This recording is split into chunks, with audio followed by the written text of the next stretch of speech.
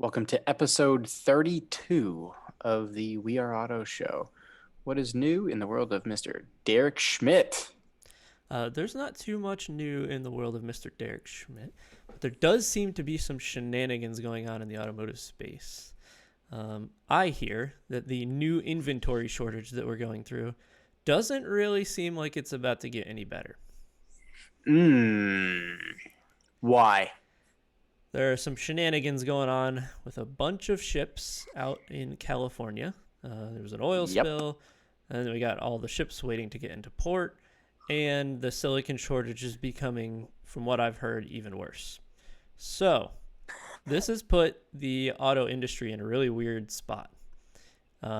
Nobody can get new inventory, or if you can, it's super, super tight on new inventory. And the used car market is already kind of through the roof. So I guess the question is, where does this stop? How far can this go? American manufacturing, I guess, may be the answer. Maybe I'm just a patriot, but at that point, there's got to be some sort of new way to develop some new, so that we're not relying on ships to bring things in, but also finding a new, I don't know, I guess, thing to make the chips out of versus the silicon versus I don't know. I love your enthusiasm that American manufacturing can solve this problem. But I did Well, a it's little not bit going to of solve it, but right, it could but help it. yeah, that's the idea. But I did some research on what those machines are that do the silicon and actually produce the chips that are being used to drive cars at this point, or to do everything electronically. And the complexity that they have to do those, it is like one atom at a time. They're taking a laser beam and etching away atoms on a piece of silicon. Jesus, that is incredibly finessing. Oh my, Yes, that's just they're doing that wow. on a big disk, and then they're taking that disk and chopping it up into little pieces and sending those and distributing all of those. But the machine that actually does the etching of it uses a laser, something like 50 mirrors, and it all runs extremely quickly, and it has to do a whole bunch of different layers all together over an hour long. So it's not one of those things that you just bring here. It's really difficult to do. That seems like a giant pain in the ass to make. That's not Yes. like a stamp it once and boom, you're done. That's not like an assembly. That's like actual almost artisan quality type of, wow, that's, Right. I didn't realize it was Yeah. at the subatomic, almost the atomic level. That's just insane. It's gotten down to almost the atomic level, and there's only two companies, I think, that actually build the machines that do these, and they're both over in Taiwan and China. So Of course they are. we're not in a good spot right now. And with tensions, yeah, that's all right. Hold on to your cars, everyone, because things are about to get a little wild. Yeah. Okay. Well, we'll see. Maybe people will start biking places. I don't know. I don't want Electric that bikes to for the win. happen. Fair enough. Touche. Actually, you know what? Speaking on those things, I will say some of those things are freaking quick. Those pedal assisted electric bikes. I was putzing down the road at 30 miles an hour, and I was hardly catching one.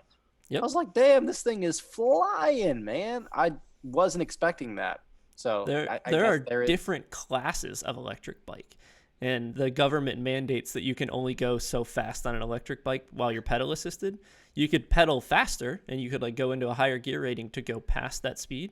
But if you're just using the electric assistance, you can only go to a certain speed. I think it's 28 or something like that, or 26, which is reasonably quick when you're on a bike. That would make sense because I was in a 30. There was someone in the bike lane with one of those pedal assisted electric bikes, and he was pedaling, but he was also had the electric going. He had been doing 29, and I'm like, why am I not catching this guy in a bike? What is wrong here? Right. No, they're actually super efficient and an effective way to get a mile or two. You're not really going to go much past that, but yeah, if you live in a big city, they make sense. But at that point, you should just walk anyway. It's better exercise. Right. So I guess there's that. So Is there any news that we should chat about today? There is, and I want to start with some news from Toyota. All So, right. Toyota, there's been some more teaser images and some more rumored news and stuff coming out for the 2023 Tacoma. So I know last episode we had talked about the new Tundra. Mm-hmm. I think it was the last episode, or maybe I don't remember. All I know is we had talked about the new Tundra back then, and now we're going to talk about the new Tacoma. And first things first, let's talk about the look. Have you seen the picture of it yet, Derek? I am looking at it. I actually have it pulled up. It looks okay to me. What are your opinions on it? It looks okay, but what it looks like to me is just a Tundra where they kind of made the scale go down on it a little bit.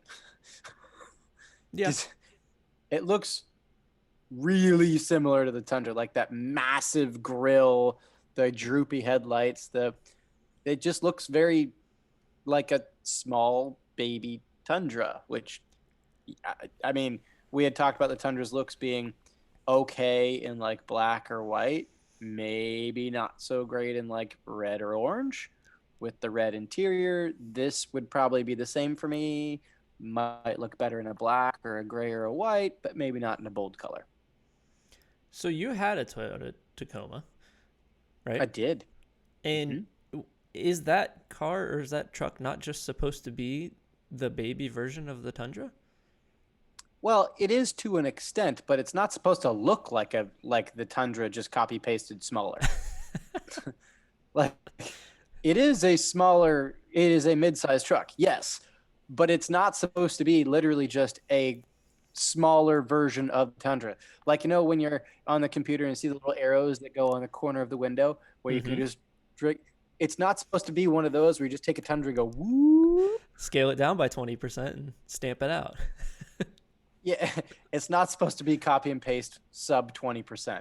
But, I mean, it doesn't look bad. The Tacoma I had was the second gen Tacoma, or that my wife and I had.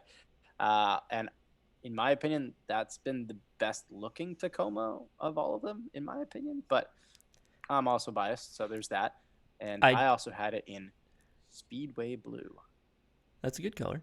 I do see the Tundra outline in the front, in the side. Like, it's very evident that's the truck that they took to base it off of. Like tracing paper. I mean, not like let's get some design cues, but like in my eye, I see almost like a second grader with tracing paper, just like tracing an outline of the grill and everything. Oh, I did it! Yay! So, this is interesting now. Like, do you think that people are going to mistake this truck for the other one on the road? I think that I might be able to. Yeah, I think people. I think the first time someone sees one, like, oh, cool Tundra. Oh, wait, hold on, stop. That's not a Tundra. That's Tacoma. Right. Hold on, weird. Interesting. I don't like that though. I don't think that that's a good idea for a manufacturer. And I agree, and that's why I like the current Tacoma Tundra dichotomy versus what is coming up. Is you can tell distinctly that the current Tundra is different than the current Tacoma, and even the previous gen. You could very distinctly tell. Yes, the Tundra is different. It has a different face. It has a different butt. It has a different side design cues. There are other differences other than just scaled down 20% and done. Are there any specs released for it yet, or have you heard anything? So let me give you some rumors here. I don't think anything is official yet, but rumors that they're rumoring to plop a 4-cylinder turbo into it.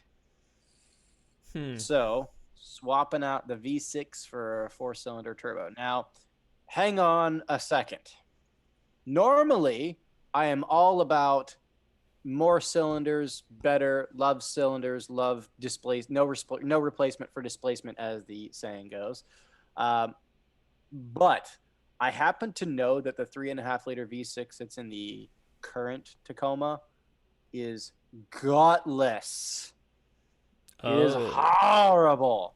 It is reliable. That's great, but it is so sluggish. I mean, I drove what's considered, it's called the third gen Tacoma, which is made from, I think, 2015 or 16 to current. The 3.5 liter V6 that's in that is, it only makes 278 horsepower and 265 pound-feet of torque. So it doesn't make a lot. It just feels like a wet heffalump of a thing. So believe it. So I'm in a lot of the Tacoma groups and forums and all that, and there's a lot of people that go from the generation of Tacoma that my wife and I had, which was a second gen Tacoma, to the third gen, which is the current. And a lot of those owners are going, it just doesn't feel as crisp is maybe the word we're looking for. And I know it's a truck. It's not supposed to feel crisp. It's not supposed to feel like you put your foot down and it'll snap you back in your seat. It's a truck. It doesn't do that. But it's not supposed to feel like a wet noodle. And that's kind of, I drove the current Tacoma, the 3.5 liter V6. It was a rental in Colorado, and it doesn't feel bad. It just feels really wet and sluggish. And I will also say is that a lot of the current Tacoma owners have a major problem with the automatic transmission that's in it. And I can't dispute that. A lot of the actual people that really like the Tacomas and the trucks like that are opting for the manual just because of how the automatic is paired with that gutless 3.5 liter V6. I will agree with them. Yeah, because it could not find a gear to save its life.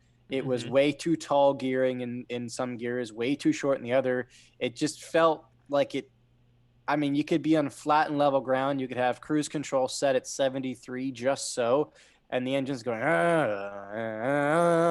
trying to find a gear when you're on flat and level ground going, and you're just driving thinking, what the hell are you doing? Can you make up your mind? Just figure it out already. Oh my God. does the Gen 2 or Gen 3, the one that you had, or the next generation one, have a 4-cylinder turbo? Nope, they have not done a 4-cylinder turbo. They do it. Okay. So they do like the work truck version in a standard 4-cylinder naturally aspirated. It was a piddly little 2.7 liter 4-cylinder. And that is maybe one of the greatest engines that Toyota has ever made, in my opinion. And Toyota as a brand, because it is unkillable. I mean, you could, you'll change the oil in it once for 500,000 miles and it'll run like a top. We drove our the Tacoma we had was pretty much a base model truck. I mean, it was a 2.7 liter 4-cylinder. It was not a big V6. It wasn't the 4-liter V6 that was in the others. And you know what? It got us around the country beautifully. It did everything exactly the way we wanted it to. It was reliable. It was comfortable. It's maybe one of the best vehicles that we've owned, in my opinion. And this is not a supercar. This is not anything crazy and wild.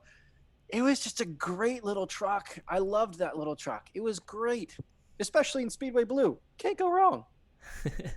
Yeah, I'm very curious to see if the turbo that they put in this will give you the gradual improvement of power or will be punchy. And I think that will dictate how people enjoy to drive this truck a lot. I agree. So of that rumored 4-cylinder turbo, another rumor or maybe a possibility, something that could potentially be that 4-cylinder turbo could be coming out of the Lexus Nx 350.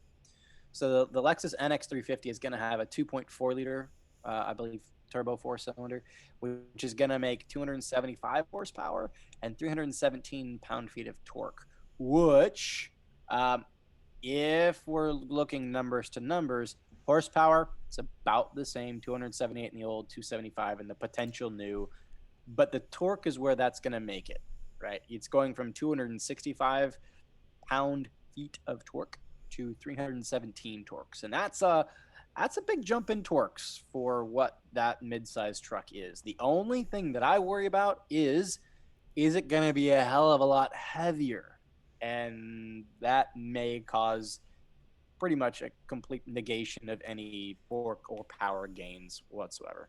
Right, the power to weight ratio is going to be the key there. I do think that it will still probably be a good little truck, the entry truck, if you want to get into that kind of situation. It's going to be a competitor to the Maverick, right? It's not going to be a competitor to the F-150. And I think it will find a market Correct. niche there, and I think the loyalists will probably stick with it, which will be good. Curious to see what the price is, though, because that's going to make or break this. Yeah, and so let me go a little deeper here. So, yeah, in terms of the power plants that we were talking about, I know Toyota has had some claims that they're hoping to do an electrified version of like every single model in their whole lineup by 2025, Ooh, which that's could mean bold. you may get a four-cylinder hybrid as well, or yeah, a four-cylinder hybrid. Maybe you'll get a six-cylinder hybrid in like the TRD Pro. When they announce a TRD Pro version, they may plop a, I don't know, a V6 hybrid in it or something like that to give it more punch, way more everything. Which, if it's a TRD Pro, it's made for off-road, it's made for punch. That would make more sense. But That's true. I digress. One cool thing about the new Tacoma that I do want to touch on that I think will kind of make it much better than its competitors, like the Maverick, the Lightning, the not the Lightning, but the Maverick, the Ranger, the Chevy Colorado, is the fact that it's gonna have most likely coil springs replacing the rear leafs. Oh, good. So everyone else still has leafs. The new Tacoma is most likely going to coils in the rear. Always a plus. Mhm. Okay, cool. Anything else you got on this truck? So, not really. I mean, other than the fact that in terms of price, I know based upon current Tacomas,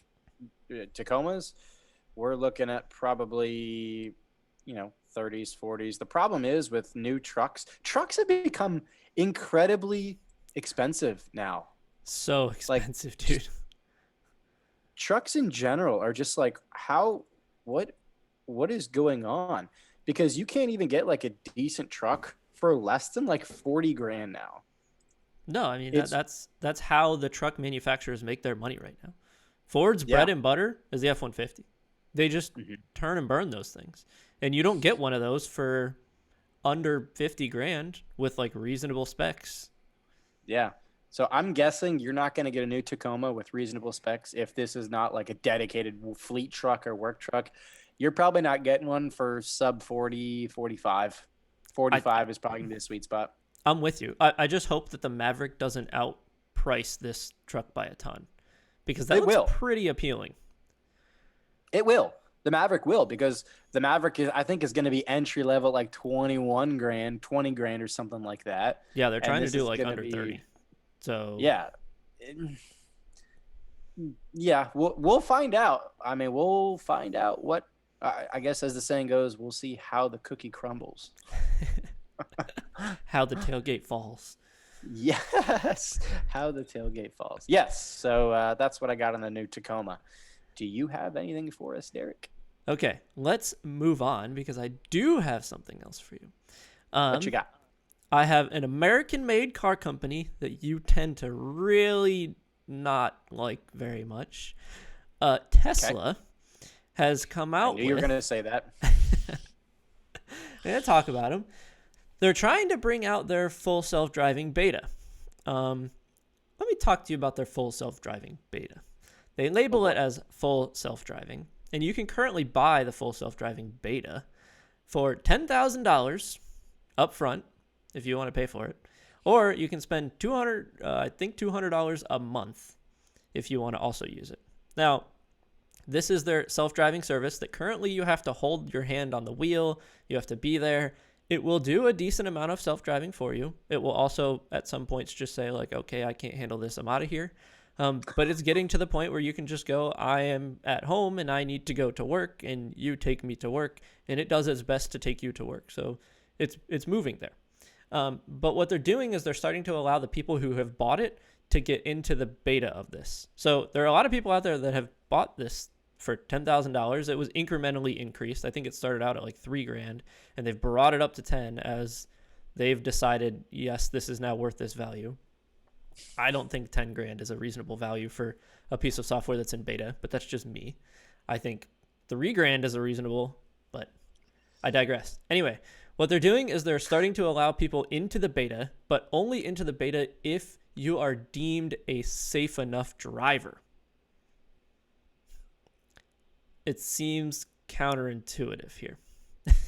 So I'm going to be honest with you. I would say that would disqualify the majority of Tesla drivers. I think you're right.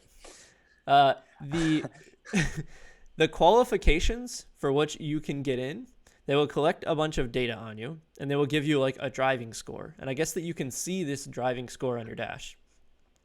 But it will consider instances of, forward collision warnings where you're about to hit someone and it brakes for you, hard braking, aggressive turning, unsafe following, and forced autopilot disengagement. So if you do any of those things, your driving score gets dinged. And they're using all of this to make sure that the first people that get on their full self-driving package are the safe drivers, because they don't want to deal with any legal bullshit of somebody getting into full self-driving, crashing, and then suing Tesla. They're scared. From a legal standpoint, it makes a hell of a lot of sense, because if I was Tesla, I'd be saying, yes, I don't want you yahoos binning it and cranking up the aggressive settings on everything to full BMW driver. Full BMW driver. I agree with you. Hey, it's true. But if you think about it, you're building software that should be driving someone else. Shouldn't you take the people who are very bad at driving and letting the good software drive the bad drivers? But the bad drivers aren't there to catch the faults in the good software, because they're obviously saying that their good software is not good enough, is what this is telling me. This is telling me that they think their software is good-ish. It's good-ish. Yeah, of course. You could have a good-ish software, but you've got to be good to make sure that the ish parts don't put you into a wall. Yep, I'm with you.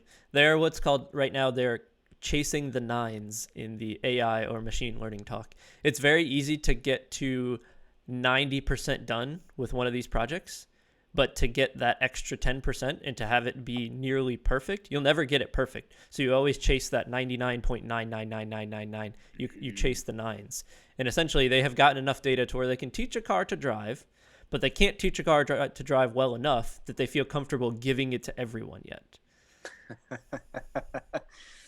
So they're selectively giving it to people who are good at driving, which does seem in general a little counterintuitive to me. It seems counterintuitive, but to me, it's just validating the fact that they haven't done it very well. I think you're right. That's just what it's telling me. There are apparently going to be, in the next week here, a lot of people who are getting into this beta, and we'll see when they actually release this. Now, I know that there are some shenanigans going on right now with California and them deeming this full self-driving. The wording they use there, California is not real keen on, because you're not actually full self-driving yet. You still have to have your hand on the wheel, and you have to be there in case the car does crash into something. So we'll see what happens. Yeah, I guess we're going to find that out, and I just hope I'm not on the receiving end of the good-ish software. I'm with you, buddy. Yes. So in keeping with your favorite things in the world, EVs, I do have some EV news. And I know you may be shocked. Gasp! Michael with an EV news. But it's kind of a tragic thing. So you remember, it may have been last episode or the episode prior, where you told me about Omaze and the EV-ified Porsche 912? I do remember that, yes. All right. So there's another company that's EV-ifying old Astons. Old Astons. Ooh. Yeah, so there's a company called Lunas. I don't know. They're British, just like Aston is. But they are EVing. They're doing electric conversions of classic Astons, the DB4, the DB5, and the DB6. Oh, I don't like that. Huh. Yeah, I think I'm with you on this one. I don't like it. I like If it's EVs, a but I don't like this. classic cars should not be EV'd. Classic cars need to remain classic cars. Keep them restored properly. Don't. I mean, this is just, it's blasphemy in my opinion. Horrible. The dinosaur hates it. Okay, It's so wrong. I agree with you. It's very wrong, but I think that maybe I do think that this is going to become more and more apparent that this is going to happen more and more. So also in the next 10 years, I bet you when we are 10 years from now, we will see a lot of like 2000s cars being converted to EVs, or like 80s cars being converted to EVs, right? And I think that as the battery, want to live in that world. You're going to have to live in that world. As the battery tech becomes better and better, it's going to become more and more appealing to convert these cars into EVs. It's still going to be pricey. Unless there are biofuels and e-fuels that come out that whoop the living snot out of these EV sniffing fools. I don't think the regulation will let it happen, but that's just my thinking right now. We'll find out. I want to see the internal combustion live on. Like, God forbid a 24 hours of Le Mans where it's then pure don't EV. kill it, Derek. Don't kill it. No, don't do it. The efficiencies in the electric motor inevitably will make the internal combustion engine go away. It's a matter of time. It's a fact. You're just going to have to live with it. I don't think that this is the point, though, that the battery tech is good enough to take these cars and turn them into reasonably usable vehicles. I hope that in 10 years we can turn these cars into like 500-mile range good EVs. But I have a feeling right now they're nowhere near close to that. I agree.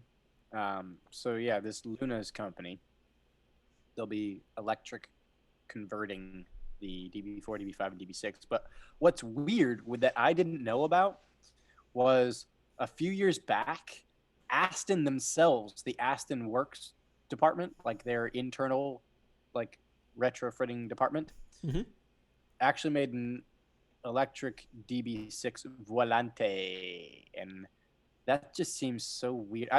It was just like a thought experiment. I'm pretty sure Aston did this just as like, I wonder if we could. Like, is this even a possibility? And they did it. Yeah. We need to be asking, like, they were too busy wondering if they could. They never stopped to wonder if they should. Do you know if that was a prototype that they did? I'm not sure. I don't know a lot of specs on it. Okay. Yeah, it's the thing is that these new resto mod electrified thing, DB4, DB5, DB6s that Lunas is going to do, the price is what's going to make this even stupider. The only way that I could even see this being a use case is so that you could make those classic Astons more affordable for us folk, right? Okay. Like you can't, maybe you can't afford a properly restored DB5, but maybe you can afford an electric converted DB5. Maybe it's cheaper, right? That's the way my brain thinks about it, is if you can't have the original, beautiful, fine, handcrafted version, maybe you can get kind of the new version redone a bit, right? Okay. For cheaper. It ain't going to be cheaper, dude, because they're looking at exceeding $1 million. Exceeding, my God. to completely restore the Aston and then add the power to over $1 million for an electric classic Aston. Are you kidding me? What? Who in their right mind? What? You gotta have more money than sense. That is just stupid. Is it cheaper to buy that car in petrol than it is to? I'm pretty sure it is, as a matter of fact. I'm pretty sure you can buy like a good old-fashioned DB5 or a DB6 for, I don't know, 600 grand, 700 grand. Granted, not cheap. Right? No. It's not cheap. It's not like you're going to go to the store and go get one right now, but I sure as hell don't think they're $1 million plus you're gonna get the original, like what you actually are wanting. Why? What? Like, my brain short circuits when I read the number with what the idea that they're even trying to do. It was like, there's actually people in this world that's gonna pay for that. Are we sure that they're building a car for someone that exists on this planet? I would imagine they're building it for someone. There's got to be a market there, or else they wouldn't be doing it. But I don't understand. Do you have to bring the car to them? Is this a proper resto mod? Like, I own the car, I bring it to you for you to electrify it, or do you buy the electric version of that car from them for $1 million? So I don't have the specifics, but you know what? I'm gonna bet you probably still have to get the actual shell of the car. Because just like Singer, with Yeah. Porsches, you typically buy this. You typically will buy. You'll source or find your own Porsche 964. It may be an absolute piece of junk. It may be crap, rusted out all to hell. But in theory, with these proper resto mod companies, you buy the shell and say, make it a beautiful piece of art. Yep. It would make sense that they probably have to do it for this as well. That would be a bit absurd if you had to buy a $500,000 Aston, then you took out the traditional engine, and then you paid another $1 million to put in an electric motor and some batteries. This just is just palm through the face, just through as far as you can. It just doesn't. So luckily, and this is where it gets kind of funny. Now in the article that we're looking at here, there's a quote that I'm going to pull, and Lunez says that it will carefully remove the existing engine so that owners can keep them against a future change of heart. But it is very hard to imagine a world in which the silence of an electric motor will feel like a better soundtrack to a classic Aston than provided by its DBR2 6-cylinder ruffling through triple carburetors. What the hell is this? What? That's an amazing quote. Oh my god. I love that, but what? I don't get this company. I don't get this company. What is the point of them? Why do they exist? What are they doing? This is so stupid. I don't get it. I don't get it. I slap you on the wrist for even thinking about putting that petrol engine back in your Aston Martin. I mean, what's the point of this whole company? Yes, you bring us this beautiful Aston DB5. We're going to carefully remove its beating, lumping heart that we all love the sound and feel of, and we're going to slap some batteries in it, and you can keep the engine aside in case you ever want. Like, I feel like this is Michael Scott in The Office when he's talking about a vasectomy. Snip, snap, snip, snap. Right. It's just, yeah. What is the point of it? So yeah, that's my rant on the Lunez electrified DB4, DB5, or DB6. Somebody's going to take their Cummins swapped Prius and just roll coal in front of their office anyway, so whatever. I hope they do. Please do so. Yes, and that good old boy, you're welcome to come on the show when you do so. Ay. All right, we got to keep this moving along. All right, what you got for us? I do have more EV news, which I know you love. Oh, for sake, Derek. So, there's been some news that GM has announced that they are coming out with the Chevy Equinox and the Blazer EVs. And they're going to try to make an Equinox that is under $30,000. That's an EV. I think that this is news, and you're probably not going to really think this is news, but the reason I think that this is news is because it will be the first, assuming that the range is well, and that's a huge assumption right now. I know that's a huge assumption.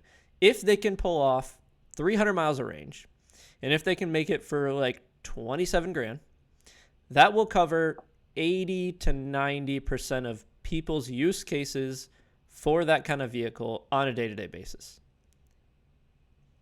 And it would be a good buy. It would be a very good buy. And they want to try to eat into Tesla's market share. And I think that with those numbers and that vehicle, they could do it.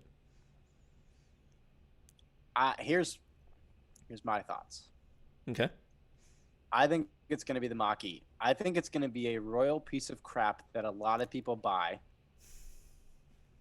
And like the Mach-E, it sucks. We know it sucks. It's ugly. It doesn't have good range. You can't use the Tesla charging things. I mean, I don't just hate it because it's an EV, but like there's genuine reasons. Like you can't charge it everywhere like you can a Tesla. Yep. It's just a piece of crap, in my opinion. And people are going to eat them up. They're going to love them for some stupid reason because the mind of a consumer is just confusing. And I think it's going to be competing with the Mach-E, and I think it's going to be another Mach-E version kind of thing. I agree with you, and I put a huge caveat on those numbers. Assuming they hit the 250 to 300 mile mark, it will be an okay vehicle. And they're supposed to be using their proprietary Ultium platform, which is like their batteries and electric motors and wheels all kind of bolted together in like a skateboard looking thing. And apparently they're going to use these and just plop them in all of their electric vehicles. It's what everybody's doing these days in the car manufacturing space. But I think that with Chevy's marketing, I tend to find, I don't know. Do you think people are actually loyal to Chevy? Okay. I think people are loyal to Chevy trucks and Corvettes, but I don't think to Chevy passenger cars. I think you're right. Yeah. I hope that they do a good job marketing this, and I think that that's the only way they're actually going to get Tesla's market share out of this. But I am excited to see another car company come in at a reasonable price range, hopefully with good mileage, and hopefully with a competitor Tesla, because I want to see more of that. Like, it will drive down the cost of everything over time, and that's the goal here. In theory, yeah. In theory, it should drive down the cost of everything else. I just don't. I already am not a fan of the Equinox. I think the Equinox is ugly, and I'm not a fan of the Blazer because they took the Chevy Blazer, the off-roady thing, which they should have done what they did with the Bronco, like Ford did, where they made it re-Broncoified, and they didn't, and they just made it like a mommy missile. So yeah, who knows what's gonna happen? I'm with you. They did promise 30 new electric vehicles by 2025, so it seems like 2025 is like the mark that everybody is going for. 30 is a lot, which means that their trucks will also be out by then. And that is a big question mark. What do they end up doing to compete with the F-150 Lightning? I heard there was rumors of a Chevy Silverado EV. I don't know anything about it yet. I know there's rumors of it. I don't know. I know they were talking about, what was it? The Camaro is going from a sports car to like how the Mustang is a Mach-E, like a four-door family EV thing for the Camaro, I think. Yeah, I think you're right on that. I think that those are the rumors at the moment. The trucks will be the big question mark. What will Dodge do and what will Chevy do with their truck? Because we've seen Ford come out. And in theory, if you look at what your competitor's doing and you have maybe a year to like figure out, oh, we're way behind, or oh, we could use those, but we're way ahead, that'd be nice. Yeah. We'll see how they play it. Yeah, well, we're going to find out. I don't know. You know I'm not excited for it, but it's the world that I'm going to have to, unfortunately, live in. It is. So is there any other news that we should chat about? There is some news. So earlier this year, a drug kingpin's car was listed for sale for $2.2 million. A drug kingpin? Yes, sir. So if you think cocaine, who do you think about? Escobar? Yes, Pablo Escobar. So apparently Pablo Escobar was a bit of a car guy. Not sure if you knew that.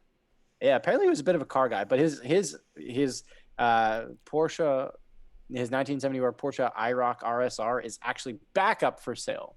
It was listed for sale earlier for $2.2 million back earlier in the year. But it's a legit race car, and it's gorgeous. For Porsche purists like me, it is stunningly beautiful. It is pretty. Does it say Fittipaldi on the side of it?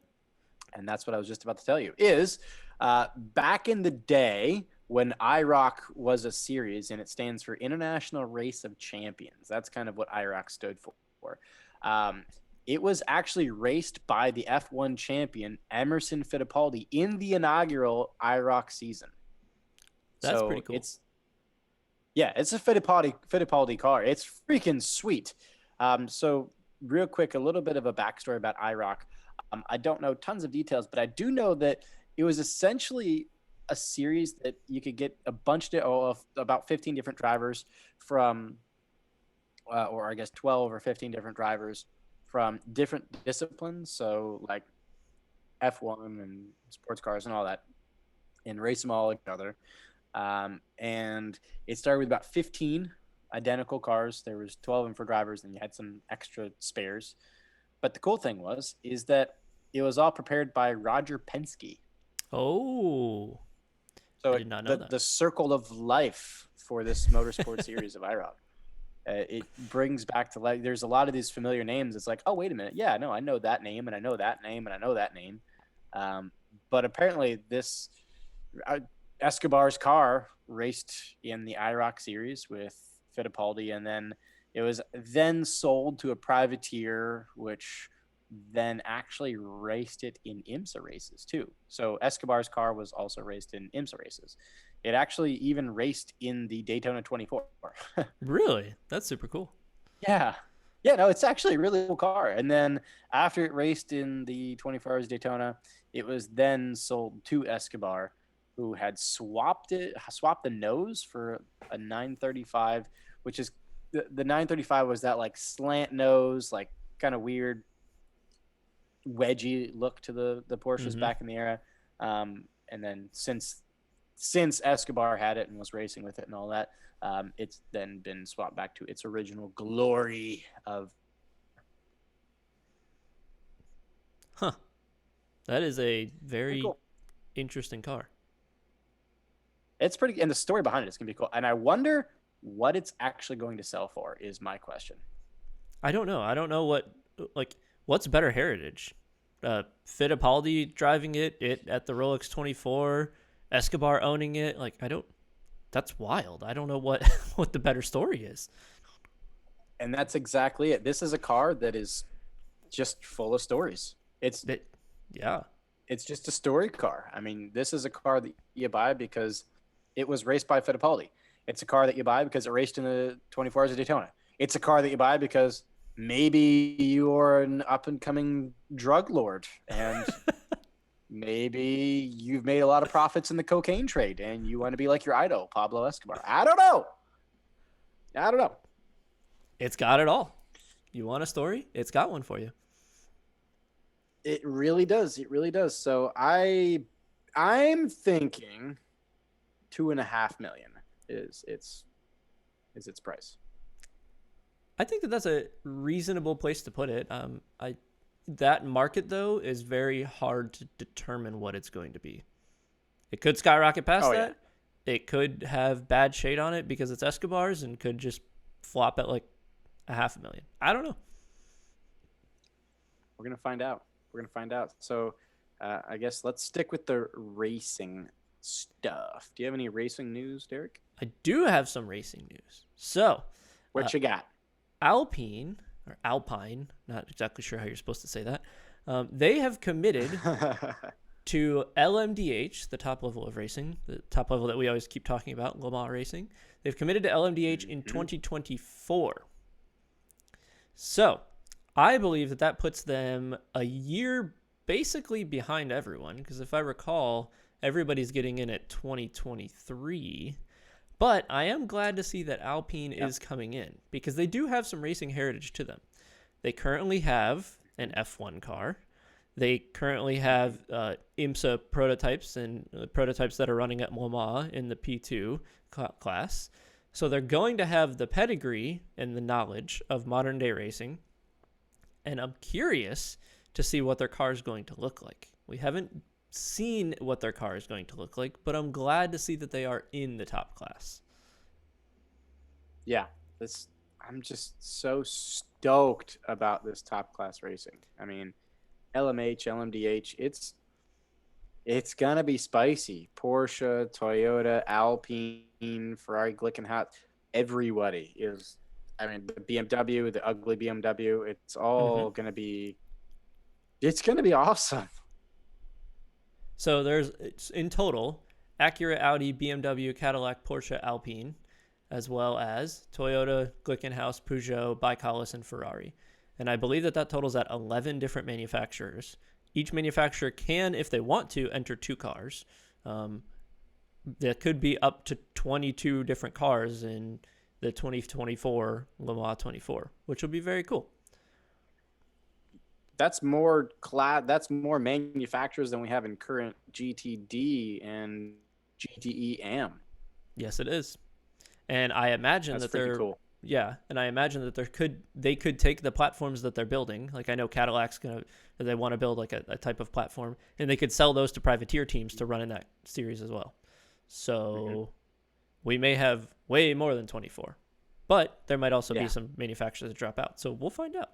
It regardless, I'm stoked for 2023 forward. 2022 is going to be a weird transition year, but 2023 is going Yeah. to be very good.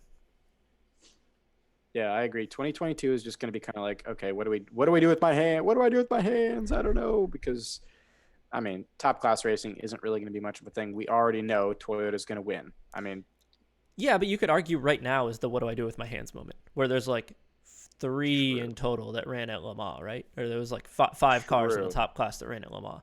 So next year there will be a bulk of like half of the teams coming in, so there will be some competition, but it won't be Yeah. refined, close competition like I think we all want to watch.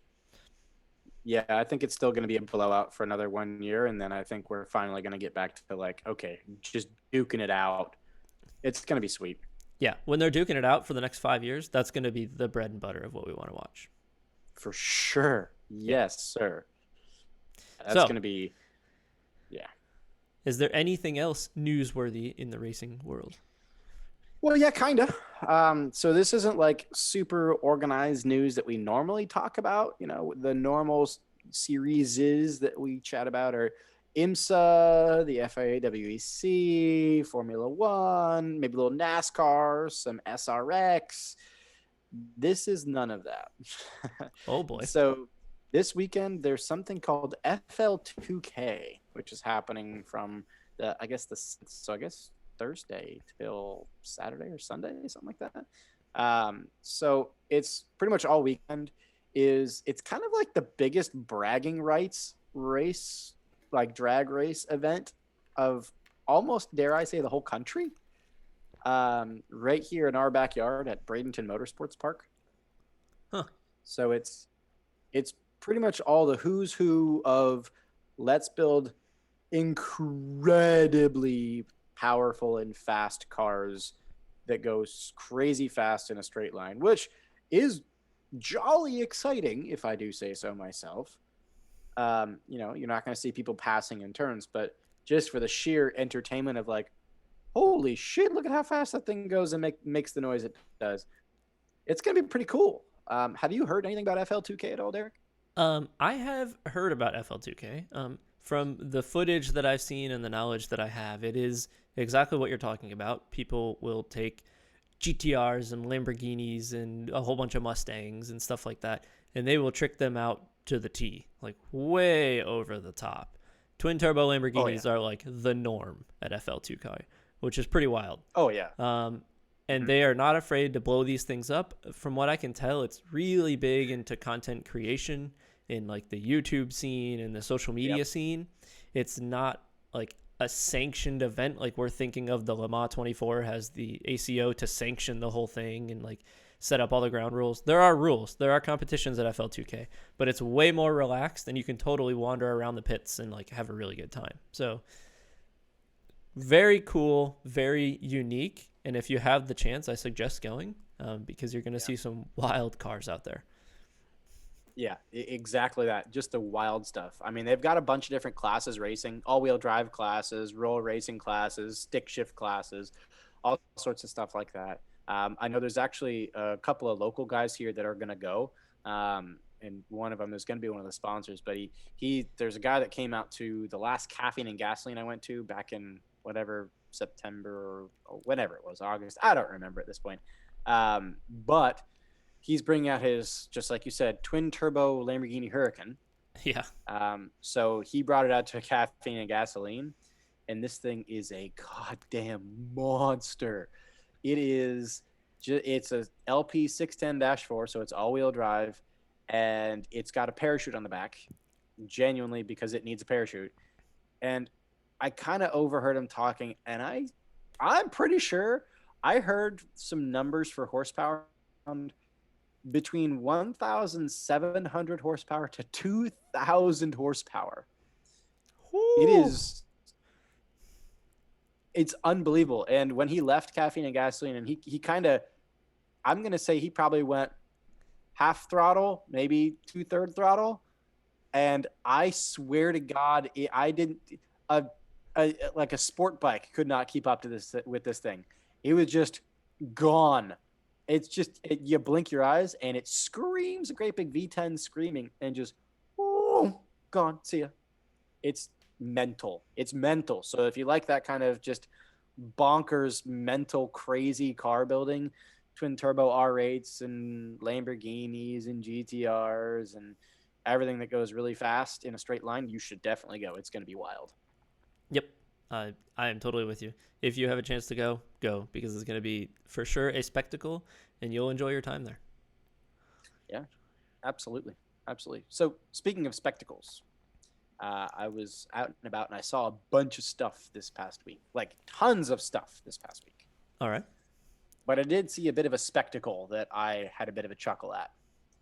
I pulled up to a stoplight and there was a Jeep Wrangler right next to a Ford Bronco. I was like, yes, this is the exact comparison that everyone wants to see. And I'll be honest, I really like the look of the Bronco in comparison to the Jeep. I'm with you, buddy. The more I see the Bronco, the more I do like them. Yeah. Did they It give was each cool. other the head nod and stand in it? They didn't stand in it because one was turning left and one was going straight. Oh, But you could see them like looking at each other at the light and giving each other kind of the eyeballs, the head nod, like, "What's up, bro? What's up? What's up with it?" that's like, And I was sitting yeah. back. I'm like, yeah. Those are the what's up, bro, but there's a little bit of tension in the air. Kind of what's up. Oh yeah. Uh-huh. It's There not was the definitely tension. right. It's not that I'm super friendly. Hey, how's it going? Yeah. It's what's up? I'm maybe better than you because I'm a Jeep, and what's up? I'm maybe better than you because I'm a Ford Bronco. And Yep. the Bronco looked beefier. It just looked. The Jeep was modified. The Bronco's not, and the Bronco still looked beefier. Like I've been saying, the Bronco has like a cleaner feel and a cleaner appeal to me, as opposed to the Jeep. I get that the Jeep is the old heritage and it's good at what it does, but there's a new, cleaner, slick young guy on the block. At least that's what it feels like. Yeah, the Bronco, when it's in its proper like big, beefy spec, is freaking sweet. I would buy a Bronco over a Jeep every day now. The more I see them, the more I just love them to death. I agree. Well, I guess let's get into some more spots. So some more things that I have spotted while I've been out and about. One that we had talked about a long time ago, a Korean car. The new, was it the Hyundai Santa Cruz? Oh, I saw one as well. Yeah. What I did didn't you like think when it. you saw it? Yeah, I did not like it. Yeah, I did the same thing. I was like, oh, that's the Santa Cruz. Oh, that's not very good. No. Ugh. It's like trying to be a Ridgeline, but not Yeah. real good at it. Yeah, to me, it kind of reminds me of like someone's parent that like wears like Yeezys and has their hat backwards and like is trying to use like lingo, like, oh, that's on fleek, bro. But like, like you're not really there with it. Like there's just a level that's just not it's just not it. And the Santa Cruz just not it. I could not agree more. I wanted to get out. They were going the other way, but I wanted to go chase them down because I really wanted to get out and just interview them. Why did you buy this car? What were you thinking? I don't have a reason you would buy this. I have absolutely no reason you would buy this. Did you spend money on this? And why did you spend money on this? You walked into a showroom and said, yes, I would like to give you money for this thing. There's no way they walked into the Hyundai dealership wanting to buy that car. But somehow they got cross-sold from an Elantra, like something like that, into that? How? It beats me. It beats me because it's not a very good-looking car. I'm not a fan. It's just good on the salesman, I guess. But, oh, man, that poor buyer. Yeah, it's a bit rough. Ain't my cup of tea. I'd say it ain't my cup of tea. Nope, it's kind of like no. So, yeah, I spotted a Santa Cruz. Glad we're all in agreement that it is just an ugly thing that wanders around, and people will be sold into them. They won't go to buy it. They will be sold in. But let me get into some more exciting spots, shall we? One spot that I saw was the first generation Pontiac GTO. Ooh, okay. Now, this is a kind of a classic American muscle car that I love. It's a boat. The thing is freaking big, man. It is like 20 feet of pure metal, solid steel. Do you know? But it's beautiful. Which generation did you see? The first generation. So I think it's 1966, I believe, is the first generation. Okay, so that's way back. Yeah, the OG GTO. Okay. I really like the first generation GTO. Yes, that is definitely a boat. A very cool car, and like one of those cars you would definitely see show up to get caffeine and gasoline or any sort of car show like that. And the owner would probably be a little older, probably be balding. He was. Probably wear the same clothes that you would wear if you have a Corvette. It's that crowd. It is, for sure. But it's a cool car, and it looked perfectly restored and kept in beautiful condition. The paint was gorgeous. The body looked straight, didn't look like it had been wrapped around a pole. It didn't look like it had been driven. The pants, it looked great. I just loved it. Yeah, I'm totally a fan of it. Even though I rag on the owner, I'm totally a fan of the car. Yeah, of course. And I'm a fan of like the C7 Z06, but I'm going to rag on the owners, of course. Mm-hmm. That's just how it works. Of course. That was one of my spots that I really enjoyed seeing on a Saturday. Then the next thing was, I don't know, there must have been some sort of like Ferrari event going on over the past weekend where we live here locally, because I saw 3 separate 488s driving around town in one day. Yeah, that had to be some sort of event. It was like every intersection was like, oh, another 488. Wait a minute. But I have found a glitch in the matrix. Something is happening where all of the 488s are here now. I don't get it. I'm just confused. What's happening? So yeah, found 3 separate 488s in one day. The 488 is always a pretty car to look at, though. Like I would have no problem just seeing 488s all the time. It looks very well balanced. Anybody could get in it and feel like they're going to be a very good driver in it. It gives that appeal to me. Mm-hmm. Yeah, absolutely. It's just a beautiful car, and it's just I love to see them. But let's go a little bit more wild with the 488, because the next thing that I saw was a 488 but cranked up to 11. Have you ever heard of a company called Novatech? They're a big aftermarket company. They do a lot of aftermarket stuff for high-end cars, Ferraris, things like that. Novatech is the name of it? Novatech, Novitec. I have not.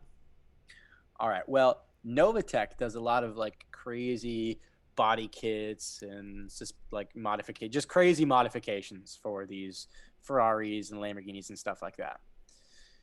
Now, I did see another 488, but is the Novatech N Largo 488, which is wide body, big wing on the back. It's a beefy car. Okay. I'm looking at the Crazy rare too. picture, yeah, of the Novatech. What is this trying to be? It's just crazy. It's just for the person that has everything and wants more. It's for the person that's like, yeah, a 488's cool, but I don't want my 488 to be the same as the other three 488s I saw that day. Okay. And you're paying, I think it's like $100,000 for like a full Novatech kit with exhaust, wide body kits, like everything, which is what this is. This thing was a beast, dude. It was nuts. Did you like it when you saw it? And that's what I was about to ask you. I honestly can't say that I'm a big fan of Novatech kits on cars. I appreciate what they're doing, but I think I kind of just like a regular old 488 more. Yeah. The first thing that popped into my head when I saw this is what are you trying to be? Are you trying to be the fake baller of the 488 market? I don't understand. The 488 alone has very good appeal. We just talked it up. Just a pure 488 from Ferrari. Looks, feels, sounds, it's clean, it's slick, I don't think you need to go over the top with that car. I agree. I feel like if you go the full Novatech and Largo route, you've already got multiple 488s, you've already got multiple of everything, and you want something that's distinctly different. But different doesn't equal good, in my opinion. I think it No. just looks too gaudy, in my opinion. You know, like you could go house shopping. Maybe you're one of these quadrillionaires that goes house shopping for fun, and you just drop 10 million on a house. You could look at the houses, and you could see like, yes, you've got a really beautiful, nice, crisp, nice, beautiful modern house, and then you've got the house that's like, it's got the Victorian pillars and it's got marble imported from Italy's darkest mines, and you've got a gold carbon plated toilet, and you've got fountains that pour tea into your mouth every morning, and like that's the equivalent. Is like, do you want the nice, clean, crisp house that's very good looking, looks great, or do you want the house that's like gold carbon plated toilet with a bidet that shoots water through your butt out your eyeballs? Like I don't know. I'm with you. It is way too over the top for how classic and how good that car is.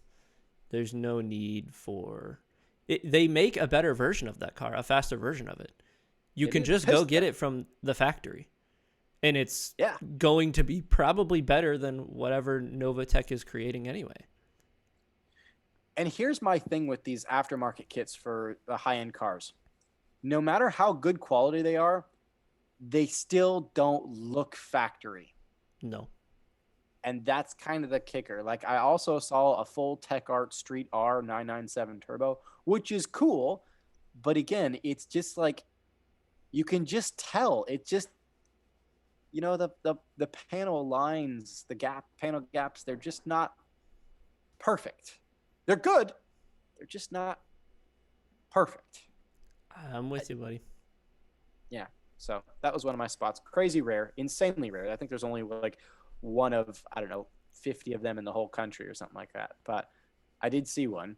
But my spot of the week, become a Porsche purist, is going to go to an unobtainium Porsche that I actually didn't even know we had one around town, to be honest.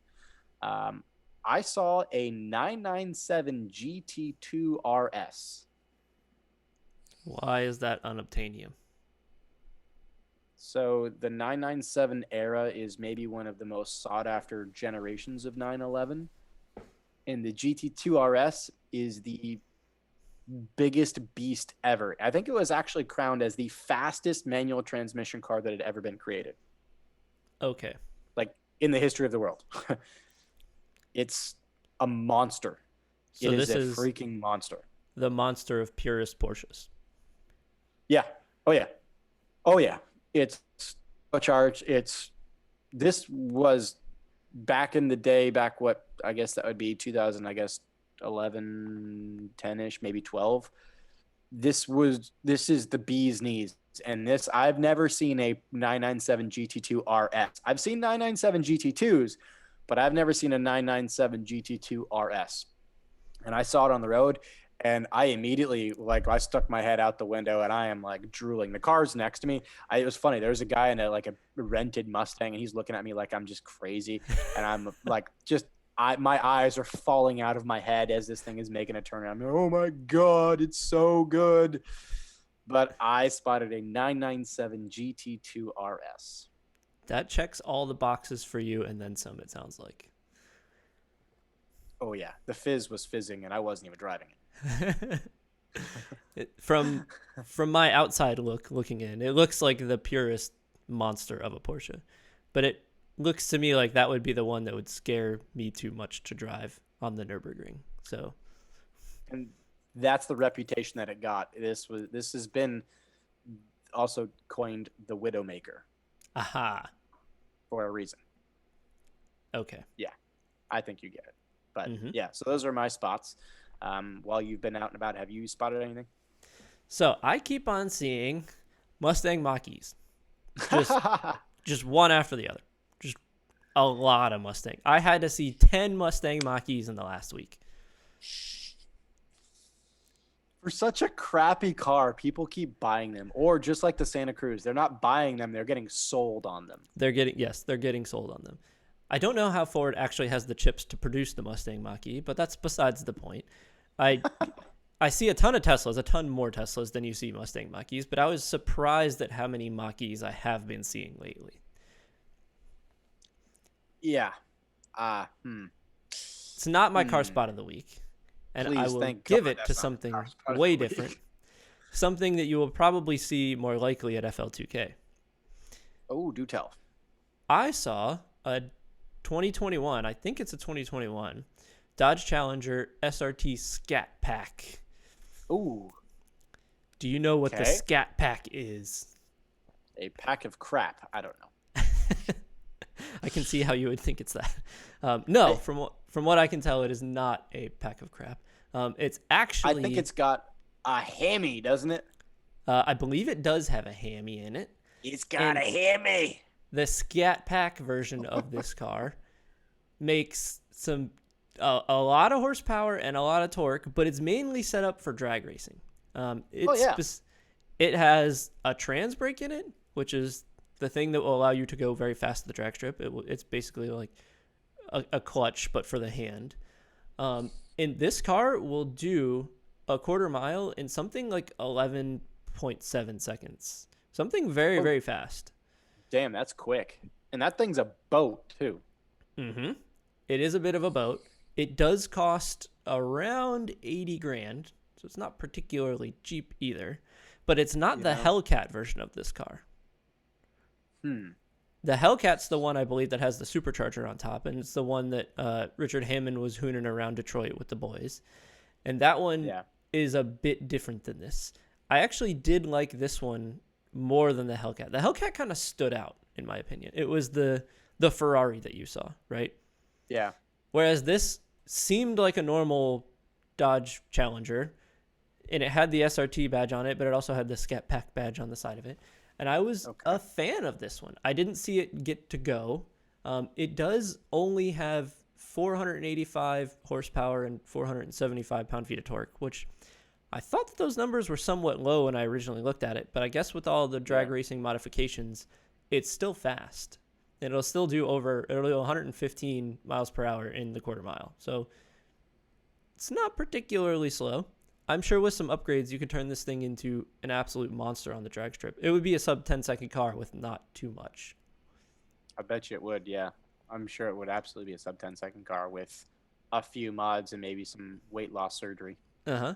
And this car, if you get it to a 10-second car, that's the point at which you have to put the parachute on the back of it, if it's a regulation drag strip. So I could see this for sure showing up at FL2K and doing well, but not compared to the twin turbo Lamborghinis that we expect to see out there. So Yeah, it's not going to be competing against your $500,000 worth of R&D twin turbo Lambos and R8s, but for a daily streetable, yeah, it'll be a beast for sure.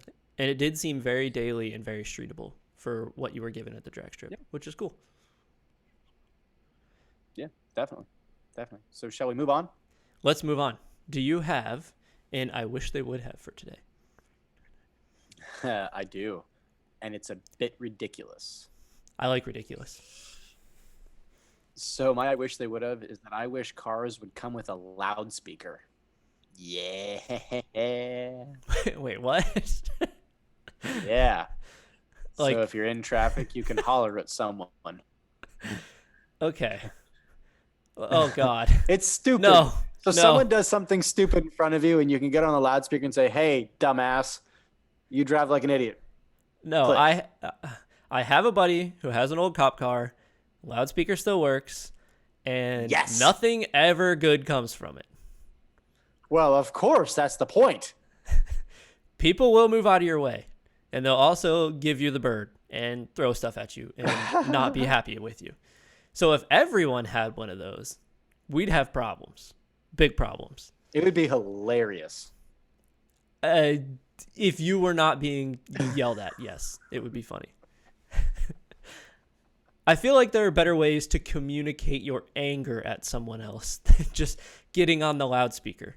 And if everyone had them, it would be chaos.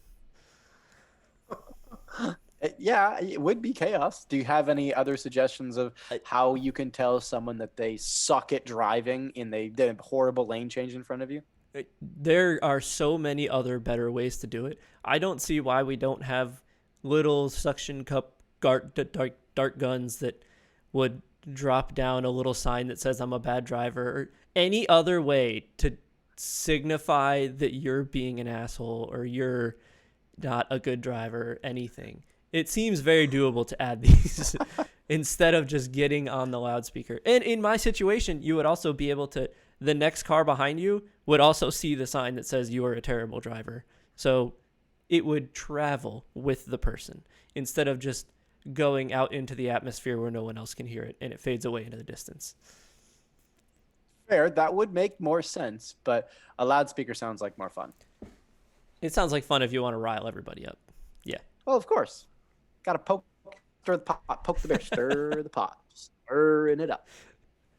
All right. I have something a bit different and something I think you'll like. So what's your I wish they would have? I wish that they would allow you to select the color of your seatbelt when you got your car. It kind of exists. It kind of does, but I think that it should be more prevalent because I think that that's one of those very easily customizable pieces without adding much complexity to the manufacturing process. I see what you're saying. Right now, the only people who do that are like high-end manufacturers. Like if you're speccing out a new 911, you can choose seat belts in guards red or whatever. But if in a Civic, you just get a seatbelt. Right, but you get like a bland gray one. I don't see why you couldn't do something interesting with those. I don't want it to be a Ferrari red in a Civic, but I want it to not be bland gray. That's fair. Yeah, I agree. That'd be really cool. I like that idea. To see somebody driving around with like a neon yellow seatbelt in a Civic would be really entertaining. It would. That would They're be going to cool. have personality, right? Yeah. But you see, I like that idea. Yeah, you see somebody right now driving around with a gray, lame Civic, and you're like, I mean, they're not. That doesn't seem fun. It's not fun. I agree. A different color seatbelt would be much more fun. That's for sure. I'm with you. Total agreement. So manufacturers, let us select the color of seatbelt. It won't add that much cost. You can take a white cloth and you can dye it the certain colors you want, and you can not even have to ask for the specific color from the manufacturer of your seatbelt material. It's very doable. True. Yeah, I agree. I think that is a great I wish they would have. So, with that, Do you have anything else for episode 32, Derek? I do not. The only last thing that I have is if people are interested in watching this on a different platform instead of their podcasting medium, they could go onto YouTube because the last episode and this episode are now on the We Are Auto YouTube channel if you want to go check it out. And we do overlay some of the images of the cars that we're talking about, and you can see us two bantering back and forth as well. Yeah, so subscribe to our YouTube, our new YouTube. It's official. You can watch us now. How exciting. So that'll wrap us up for episode 32. Thank you, everyone, for listening and watching now. Please make sure you subscribe, follow us, leave us a 5-star rating and review on any of your podcast mediums like Apple Podcasts or wherever you listen. Please also send us your I wish they would haves or any other car related news or content. We'd love to cover it on air. And again, thanks again for listening, and we'll catch you guys on the next one. Peace.